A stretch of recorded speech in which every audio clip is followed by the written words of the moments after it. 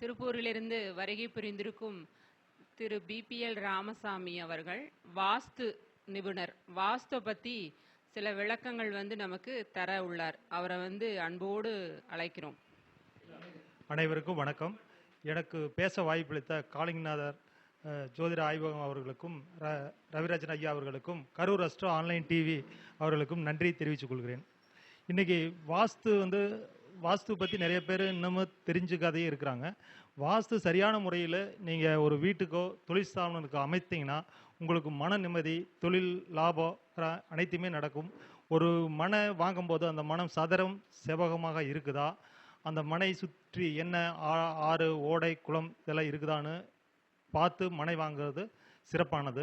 அதே மாதிரி அந்த காலத்தில் இருந்து முன்னோர் எல்லாமே நம்மளுக்கு மூத்த அதிகமான முன்னோர்கள் அவங்கெல்லாம் எப்படின்னா குடிசை வீட்டு போட்டு அமைத்திருப்பாங்க. அந்த குடிசை வீடு கிழக்கு தெற்கு மேற்கு எல்லா திசையிலுமே அமைத்திருப்பாங்க.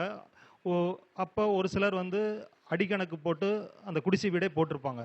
அப்படி அடிக்கணக்கு போட்டிருந்த குடிசை வீட்டில் ஒரு சில வீடு அந்த அடிக்கணக்கு போட்டவங்களுக்கு நல்லா இருந்திருக்கு, ஒரு சிலரது சரியில்லாத போயிருக்கு. அப்படி இருக்கும்போது நிறைய என்னென்ன ஆய்வு எடுத்திருக்காங்கன்னா அந்த வீடு மட்டும் அவங்க நல்லா இருக்கிறாங்க, நம்மளும் எல்லாமே அதே மாதிரி தானே கட்டியிருக்கிறோம், நம்ம வீட்டில் செழிப்பில்லை, தானியம் இல்லை, அப்போல்லாம் பணத்தோட அவங்களுக்கு தேவையான உணவு தானியம் சேமித்து வைப்பது அதிகமாக இருக்குது, ஆடு மாடு இப்படி இதெல்லாம் அப்படி இருக்கிறது சிலருக்கு ரொம்ப ஏழ்மையான சூழ்நிலைக்கு போயிட்டு இருப்பாங்க. அப்போவே வாஸ்து அந்த காலத்திலேயே இருக்குது. அந்த அடி சரியாக அமைத்து வாஸ்து முறையாக அமைத்தவங்க அனைத்திற்குமே செல்வம் செழிப்புடன் வாழ்கிறார், நோயற்ற வாழ்வாக வாழ்வார்கள். இது இப்பவும் கட்டக்கூடிய வீடு ஒரு நல்ல வாஸ்துக்காரரை வைத்து ஒரு வீடு அமைச்சிட்டாங்கன்னா அவங்களுக்கு உடல் ரீதியாக எந்த ஒரு தொந்தரவும் இல்லாத போய்கிட்டு இருக்கு. அப்படி உடல் ரீதியாக ஒரு தொந்தரவு இல்லை அப்படிங்கும் போது அவங்களுக்கு எந்த தொழில் செய்கிறாங்களோ தொழில் முன்னேற்றம், நீங்கள் ஹாஸ்பிட்டல் போகணும், இன்னைக்கு காய்ச்சல் அடிக்குது தலைவலிக்குது அப்படின்னு பார்த்தீங்கன்னாவே நீங்கள் அன்றைக்கி தொழில் பார்க்க மாட்டீங்க. அப்போ தொழில் பார்க்கலைன்னா உங்களுக்கு வருமானம் இல்லாத போயிடும். இது மாதிரி எந்த திசை எந்த இப்போ திசை 4 திசை அப்படின்னு நிறைய பேர் நினைத்துக்கிட்டு இருக்காங்க. திசை 8 திசையாக பிரிக்கணும். வடக்கு வடகிழக்கு கிழக்கு தென்கிழக்கு தெற்கு தென்மேற்கு மேற்கு வடகிழக்கு இப்படி 8 திசையாக பிரிக்கணும். ஆனால் இன்றைக்கி நிறைய பேர் 4 திசை அப்படின்னு 10 பண்ணுறாங்க. அதே மாதிரி நான் பேசக்கூடிய விஷயம் எல்லாமே என்னுடைய நேரடி ஆய்வு, நான் பார்த்து அவங்களுக்கு சரி பண்ணி கொடுத்து இன்றைக்கி அவங்க எப்படி இருக்கிறாங்க அப்படிங்கிறது விஷயம் மட்டும்தான் நான் பேசுகிறேன். நான் பேசி முடிச்சிடுறேன். ஒரு வீட்டில் வாஸ்துக்கு போகும்போது அவங்க வாஸ்துக்காரருக்கே பணம் கொடுக்க முடியாத சூழ்நிலையில் ரொம்ப சிரமத்தில் நம்மளை கூப்பிடுவாங்க. அப்படி போய் அவங்களுக்கு பரிகாரம் அப்படிங்கிறது வாசல் கிடையாது. அந்த வீட்டில் தவறு இருந்தால் இடித்தல், அதை சரி பண்ணுறது இப்படி தான் பண்ணணுமா ஒழிஞ்சு வேறு அதில் எந்த ஆல்ட்ரேஷனுமே பண்ண முடியாத சூழ்நிலை, பரிகாரம் சொல்லி பண்ண முடியாது. அந்த தவறு இல்லை அப்படின்னா நீங்கள் உங்களுக்கு தெரிஞ்ச ஒரு ஜோதிடரை பாருங்கள், ஜோதிட ரீதியாக ஏதாவது தவறு இருக்கலாம், உங்கள் வீட்டில் வாஸ்து தவறு இல்லை அப்படின்னு சொல்லிவிட்டு நான் வந்துடுவேன். நம்ம போனதுக்காக நம்ம பணம் வாங்குறோம் அப்படின்னு ஒரு வீட்டில் தவறு இல்லைன்னா அதுக்காக நிறையா எனக்கு தெரிஞ்சே நடந்திருக்குது. நம்ம போயிட்டு எப்படி சும்மா பணம் வாங்கிட்டு வர்றது அப்படிங்கிறதுக்காக ஆல்ட்ரேஷன் சொல்லி நல்லா இருக்கிற வீட்டை மாற்றிக்கிட்டு இருக்கிற சூழ்நிலையெல்லாம் பண்ணுறாங்க. அதுவில் நான்லாம் அந்த சம்மந்தமான விஷயத்தை நான் எதுவுமே பண்ணுறது இல்லை. இப்போ நான் ஒரு வருஷத்தில் ஒரு கிளைண்ட்டு பார்த்தோம். அவங்களது வீடு தெற்கும் மேற்கும் ஃபுல்லாக காலி இடம், ஒரு ஏக்கராவில் இருக்குது பில்டிங்கு, சுற்றி காம்பவுண்டு, தென்பர் சைடு ரோடு வடவர் சைடு ரோடு. அவங்க வடகிழக்கு பகுதியில் வீடு கட்டிட்டாங்க. தெற்கு மேற்கும் புல் காலி இடம், தென்கிழக்கில் ஒரு ஓப்பன் வடகிழக்கில் ஒரு ஓப்பன் அப்படி ரோடு விட்டுருக்காங்க. அந்த பில்டிங் பார்த்துட்டு சொன்னேன், இது என்ன நீங்கள் ஆல்ட்ரு பண்ணாலும் சிரமம்தான், பாதியாக பிரித்து காலி இடத்த தெம்பர் சைடு விற்றுருங்க, வடவர் சைடை நீங்கள் யூஸ் பண்ணிக்க அப்படின்னா, இல்லை இப்போ ஆல்ட்ரு கொடுங்க அப்படின்னாங்க. இதுக்கு உண்டான ஆல்ட்ரு கொடுத்த, ஆனால் நான் சரியாக இல்லைன்னு சொல்லிட்டு தான் வந்தேன். ஆனால் இப்போ ஒரு வருஷம் கழிச்சு கூப்பிட்டாங்க, அது என்னால் எது பண்ணலைங்க, நான் சேல்ஸ் பண்ணிடுறேன் அப்படின்னு சொன்னாங்க. அது மனசங்கட்டமாக தான் இருக்குது. ஆனால் அந்த பாதி இடத்த அவங்க பிரித்து அன்றைக்கி விற்றுருந்தாங்கன்னா இன்றைக்கி அந்த சூழ்நிலைக்கு போகாது. ஆனால் அவங்க டைமாக என்னென்னு தெரியல, அவங்க விற்க மாட்டேன், ஒன்று செஞ்சால் செய்யணும், இல்லைன்னா டோட்டலாக கொடுத்துட்டு போனாலும் சரி அப்படின்னு ஒரு சிலர் மனத்தில் ஏற்படுற எண்ணத்தை சொல்கிறாங்க. அது மாதிரி தவறு இருக்கும் பட்சத்தில் அதை சரி செய்தால் நிம்மதியாக வாழ முடியும். நிம்மதியாக எந்த ஒரு பிரச்சனை இல்லாத பண வரவு எல்லாமே கிடைக்கும். இதுதான் வாஸ்து பொறுத்தளவுக்கு நான் சொல்லக்கூடிய விஷயம். உங்கள் கேள்வி எதாக இருந்தால் கேளுங்க. அது இல்லை, வீடு எப்படி இருக்குன்னு சொல்லு, நான் என்னங்கிறத நான் சொல்லிடுறேன். ம்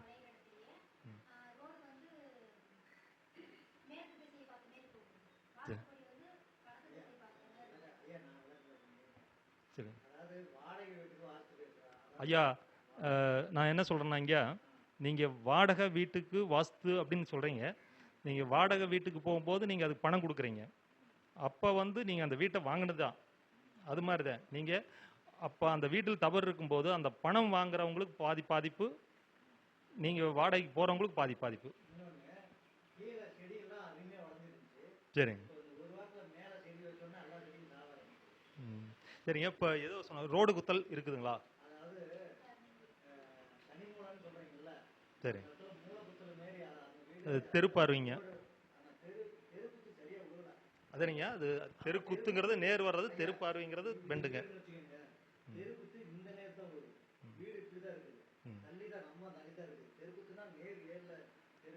ஐயா, இப்போ ஒரு திரும்பும் போது வருது இல்லைங்க, அதுக்கு பேர் தெருப்பார்வை. தெருக்குத்துங்கிறது நேருங்க. இப்போ நீங்கள் சொல்கிறது தெருப்பார்வை. தெருப்பார்வையாக இருந்தால் என்ன பலன்? அப்படி அது எந்த வீடுன்னு வேணாங்க, பொதுவாக சொல்லிடுறேன். அப்படி இருந்தால் என்ன பண்ணணும்னா, அந்த வீட்டில் இருக்கிற மூத்த ஆண்களுக்கு ஃபஸ்ட்டு தொந்தரவு கொடுக்கும். உடல் ரீதியாக தொந்தரவு கொடுக்கும். அந்த உடல் ரீதியாக தொந்தரவு கொடுக்கும்போது உங்களுக்கு பண வரவு ஆட்டோமேட்டிக் இல்லாத போகும். இதே வந்து சொந்த வீடாக இருந்தால் மூத்த ஆண்கள் உயிர் ரிலேட்டட பிரச்சனையே ஏற்படுத்தும். வாடகை வீடுங்கிறதால நான் தான் ஃபஸ்ட்டு இங்கே உங்கள்கிட்ட சொல்லிட்டேன். வாடகை வீடு நீங்கள் வாடகை கொடுக்குற பாதிப்பு உங்களுக்கு பாதி, வாடகை வாங்குறவங்களுக்கு பாதி போகும்.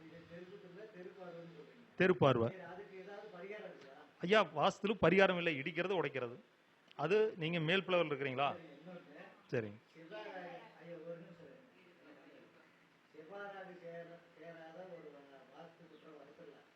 சரிங்க.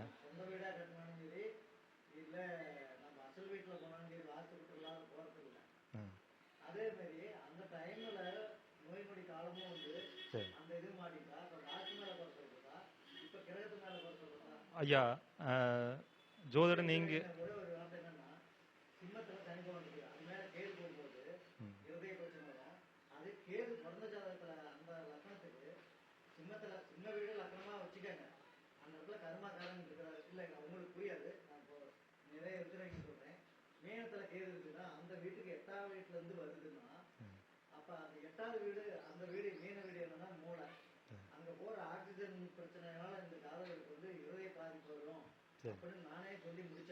சரி.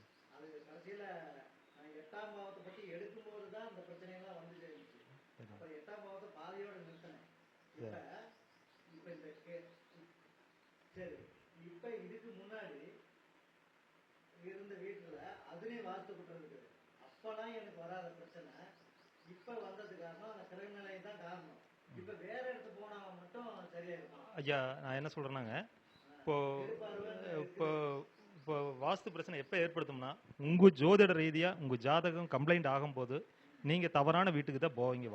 வாடகையாக இருந்தாலும் சொந்த வீடாக இருந்தாலும் தவறு பண்ணுவீங்க. அப்போ தான் வாஸ்து பேச ஆரம்பிக்கும். ஐயா, வேலை வச்சு எலுமிச்சம்பழம் குத்தினாலும் பரிகாரம் இல்லை. இல்லை, பரிகாரம் இல்லை. உங்கள் மனசு திருப்திக்காக யானை கண்ணை வெய்யே, வேல் வெய்யும், இதெல்லாமே பரிகாரம் இல்லை, மன திருப்தி. நாங்கள் அது சொல்கிறது இல்லைங்க. ஆமாங்க ஐயா, தெரு குத்து அப்படிங்கிறது நேர் உங்கள் வீட்டுக்கு நேர் எதிர்த்தா வந்து ரோடு அதோட கட் ஆகுது இல்லைங்க, நேர் வர்றது தெரு குத்துங்க. தெரு பார்வைனா இப்போ எஸ்மார் பெண்டெல்லாம் வருது இல்லைங்க, பெண்டு. இப்போ இந்த இடத்துல கார்னருங்க, இந்த கார்னர் இப்படி இப்போ திரும்புதில்லைங்க, இந்த இடத்துக்கு பேர் தெரு பார்வை. அது எப்படின்னாங்க, அது ஒரு இத்தனை செகண்டு அந்த ரோடை கிராஸ் பண்ணும்போது அந்த செகண்டுக்குள்ளே அந்த ரோட்டை கிராஸ் பண்ணிட்டீங்கன்னா அது தெருப்பார்வையிலிருந்து தப்பிச்சிடும். அது கம்ப்ளைண்ட் வராதுங்க. அது குறிப்பிட்ட ரொம்ப லென்த்து அந்த இடத்த கிராஸ் பண்ணுறதுக்கு டைம் ஆகுது, அது தண்ணி நேரடியாக அது வருதுன்னா அதுதான் மெயின் தெருப்பார்வை. சரிங்க சரிங்க. ஆ சரிங்க. ம். இப்போ வடகிழக்கு ஜலமூல ரோடு குத்தல் நல்லது, வாயு மூல ரோடு குத்தல் நல்லது இப்படிலாம் சொல்லுவாங்க. என்னை பொறுத்தளவுக்கு ரோடு குத்தல் ரோடு குத்தல் அப்படின்னாவே எல்லாமே தவறான விஷயம். ஒன்று, அப்படி உங்களுக்கு ரோடு குத்தல் உங்களுக்கு வந்து இருந்தால் அந்த இடத்த ஃபுல்லாக ஓப்பன் இருக்கணும். ஒன்று கார் பார்க்கிங் அல்லது பாத்ரூம் டாய்லெட்டு அப்படி வர்ற மாதிரி நீங்கள் யூஸ் பண்ணிக்கலாமா ஒழிஞ்சு அதில் வீடு வரக்கூடாதுங்க.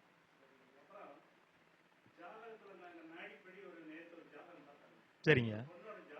ம் சரிங்க.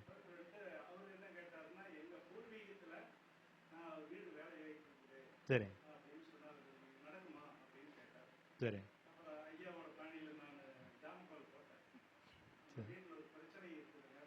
சரி.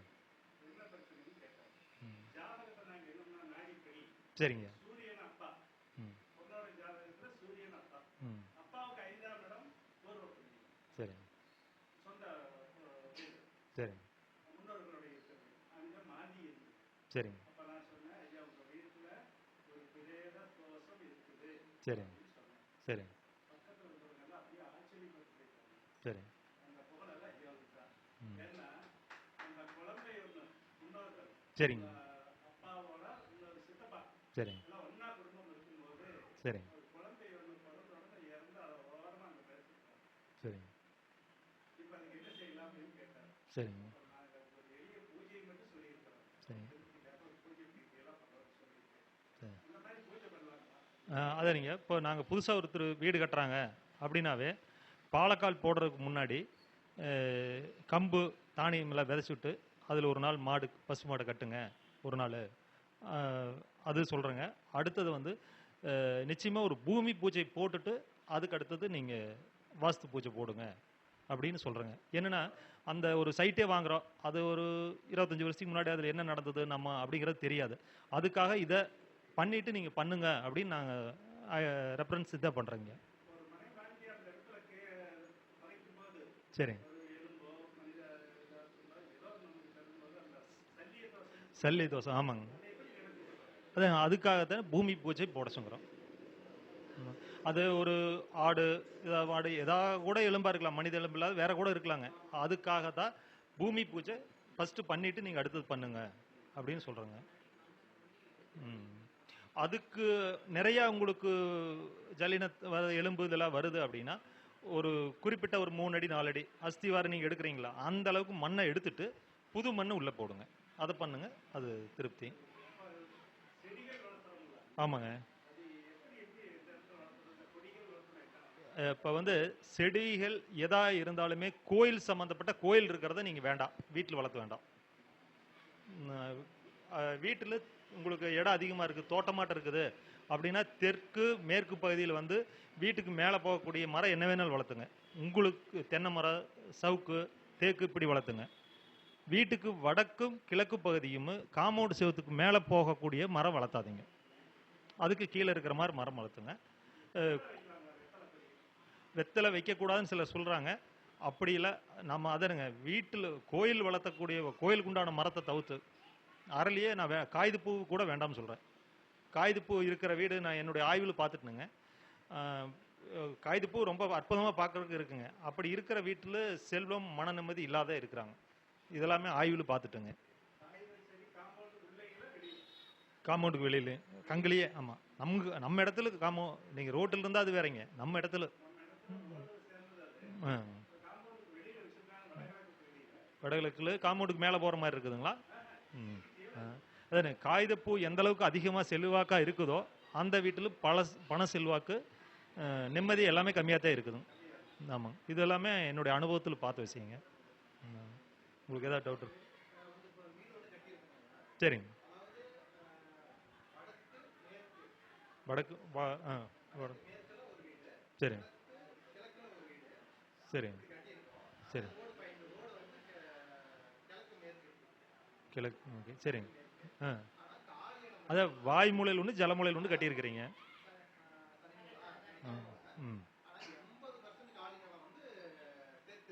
தெற்கு இருக்குது. இப்போ நான் ஒன்று சொன்னேன்லங்க, ஒருத்தர் வாஸ்துக்கு பார்த்துட்டு அந்த தெம்பரை காலி இடத்த தெம்பர் சைடு இருக்குது வித்துருங்கன்னு சொன்னேன். ஆனால் இது ஆல்டர் பண்ணியே தீரணும்னு பண்ணாருங்க. ஒரு கிட்டத்தட்ட 10 லட்ச ரூபாய்க்கு மேலே பண்ணாங்க. ஆனால் அவர்னால இன்னைக்கு தொழில் நடத்த முடியல, வீட்டையே காலி பண்ணி இப்போ டோட்டலாக விற்கிறாங்க. ரொம்ப அதுங்க நீங்க வாய்மூலைக்கு உண்டான பில்டிங் வந்து வெளியேற்றக்கூடிய பகுதி. அதே மாதிரி வடகிழக்கு வந்து எப்போ நீங்கள் கட்டுனீங்களோ அதுக்கு பிற்பாடு நீங்கள் அந்த சைடு எதுவுமே செய்ய முடியாது, உங்களை செய்யக்கூடாது. அது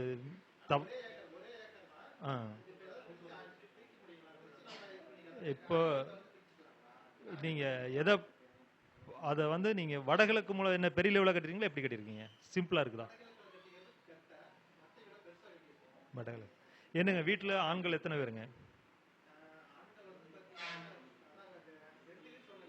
ஆமாம், சரி.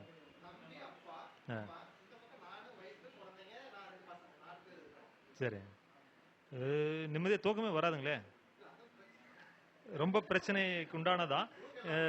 இது நீங்கள் என்ன பண்ணுறீங்கன்னா, தென்கிழக்கு மூலை இருக்குல்லங்க, தென்மேற்கு மூலை, தென்மேற்கு அந்த நீங்கள் வடமேற்கு அப்ளை சொன்னீங்க வீடு, இன்னொரு வீடு தென்மேற்கு சொல்கிறேன். தென்மேற்கு இல்லைங்களா, இப்போ நீங்கள் சொன்னது வடகிழக்கு தானே சொன்னாங்க? வடமேற்கு ஒன்று வடகிழக்கு ஒன்று சொன்னீங்க.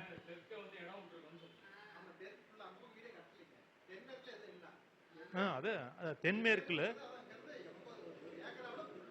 இல்லைங்க, அந்த ஏரியாவில் உங்கள் வீடு நீங்கள் காங்கிரீட் வீடுங்கிறீங்களா, அதுக்கு மேலே ஒரு தண்ணி டேங்க் போகிற மாதிரி அங்கே ஏதாவது ஆங்கில் வச்சு பண்ணுங்க.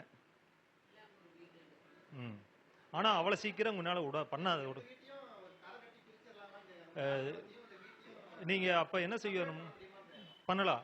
அப்படி பண்ணும்போது தனி காம்பவுண்ட் வச்சு ரோட்டுக்கு வந்தது அடுத்த தோட்டத்துக்குள்ளேயே போகணும். அப்படியே தோட்டத்துக்குள்ளே அந்த ஒரே ஏக்கரா டெம்பர் யூஸ் பண்ண கூடாது, தனித்தனி காம்பவுண்ட் போடணும். அப்படி பண்ணலாம். ஆனால் எப்போ வடகிழக்கு மூலையில் வீடை கட்டினீங்களோ அடுத்தது வந்து அந்த தோட்டத்துக்குள்ள தென்மேற்குல முன்னால எதையுமே பண்ண விடாது.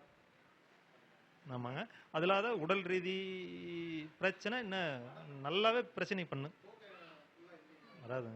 வராது, கண்டிப்பாக வராது. சரிங்க, சரிங்க ஐயா, நான் நிறைய வீடியோவில் நான் சொல்லியிருப்பேனுங்க, எங்கே நீங்கள் தோட்டம் வாங்கினாலும் அந்த தோட்டத்தில் வீடு கட்டணும் அப்படின்னா தோட்டத்துக்கு வாஸ்து பாருங்க. வீடு கட்டுற ஐடியா இல்லைன்னா நீங்கள் தோட்டம் வாங்குங்க. அது இல்லைங்க, வாஸ்து பார்க்க வேண்டாம், தோட்டம் வாங்குறதுக்கு பார்க்காதீங்க. என்னை கூப்பிட்டா மறுபடியும் நீங்களே கூப்பிட்டா மறுபடியும் அதுக்காக வர்றவனுங்க. நான் என்னங்கிறேன்னா, நீங்கள் வீடு கட்டுற மாதிரி இருந்தால் அந்த தோட்டம் வாங்குறதுக்கு முன்னாடி வாஸ்து பார்த்து வாங்க, அந்த வாங்குற தோட்டத்துக்குள்ள. அப்படி இல்லைன்னா நீங்கள் தோட்டத்துக்கு வாஸ்தே பார்க்க வேண்டியதில்லை. ஆமாங்க, இல்லைங்க நானும் வர்றேன். ஆமாங்க, சரிங்க. இப்போ என்னை கூட இல்லை நான் அதை சொல்ல வர்றேங்க. என்னை கூட நீங்கள் மூத்தவங்க, நானும் ஒரு விவசாயி தானுங்க, உங்களுக்கு அனுபவம் இருக்கு. என்னன்னாங்க, அந்த காலத்தில் தென்மேற்கு மூலையில தான் கிணறு வெட்டியிருப்பாங்க. எதுக்காக வெட்டியிருப்பாங்க ஐயா? தென்மேற்கு மூலையில் வெட்டினாத்த வடக்கும் கிழக்கு சரிவா இருக்கிறதுனால ஏத்து வச்சு இறைக்கிறதுக்காக தென்மேற்கு மூலையில வெட்டியிருப்பாங்க. அந்த அப்போ இப்போ மோட்டர் இதெல்லாம் வந்துருச்சு, அப்போ ஏத்துல இறைக்கிறது. அந்த தென்மேற்கு மூலையில் அந்த பகுதி உயரமா இருக்கு, அங்க கிணறு வெட்டினாங்கன்னா தண்ணி வர்றதுக்காக அந்த இடத்துல வச்சிருக்காங்க. இப்போ நீங்கள் அந்த தோட்டம் வாங்கி அதுக்குள்ளே வீடு கட்டணும்னா அந்த கிணறுலேருந்து ஒரு குறிப்பிட்ட அடி தள்ளி அந்த இடத்த பொறுத்து வீடு அமைக்க முடியும். ரொம்ப சின்ன இடம், ஒரு அரை ஏக்கராவில் இருக்குதுன்னா அதுக்குள்ளே வீடு கட்ட முடியாது. அதுக்கு தகுந்த மாதிரி இருந்ததுன்னா, இப்போ ஒரு 4 ஏக்கரா வாங்குறீங்கன்னா தென்மேற்கு மூலையில் இருக்குதுன்னா அதை கழித்து தனி ஒரு செப்பரேட் பண்ணிவிட்டு அதுக்கு அடுத்தது ஒரு குறிப்பிட்ட அளவு, ஒரு குறிப்பிட்ட அடி இருக்குது, ஒரு 200 அடி 300 அடின்னு இருக்குது, அந்த அடி தள்ளி நீங்கள் தென்மேற்கு மூலையில் வீடு கட்டிக்கலாம். 4ஆக பிரித்து அதில் ஒரு இடத்த சூஸ் பண்ணிக்கலாம். அதுதானுங்க இருந்தா வாங்கலாம் இங்க, அதனால தப்பு இல்லை.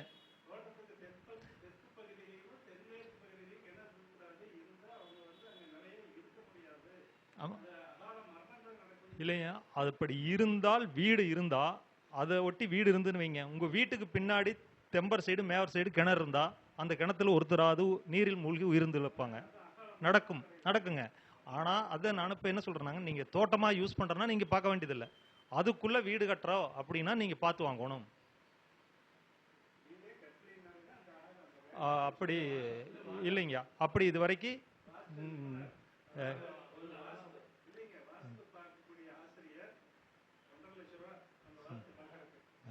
அதான் நீங்க அப்படி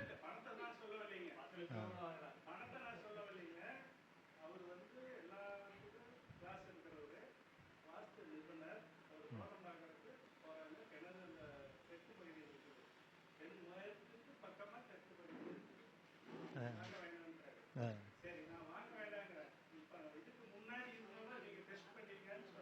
ஆ அது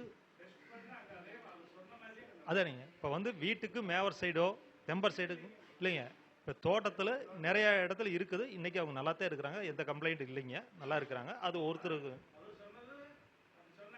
ஆ ஆ ம் அதானுங்க. அது வந்து ஒவ்வொருத்தனது என்னை பொறுத்தளவுக்கு அப்படி இது வரைக்கும் இல்லை எனக்கு. வீட்டில் இருந்து வீட்டை ஒட்டி இருந்தது இது தவறு நடந்திருக்குதுங்க, அவ்வளோதான். இல்லை இது வந்து அந்த பழைய ஆரம்ப காலத்து கிணறு இதெல்லாம் தோட்டத்திலேயே தென்மேற்கு மூலையில் தான் இருக்குது, இன்னைக்கும் இருக்குது, நல்லா தான் இருக்கிறாங்க. அதுக்குள்ள வீடு இல்லை, அவ்வளோதான். ஆள் தங்க வைக்கிறாங்க, அது ஓட்டு வீடு, ஆள் தங்க வைக்கிறாங்க, அது அவ்வளோதான். ஆமாங்க. சரிங்க.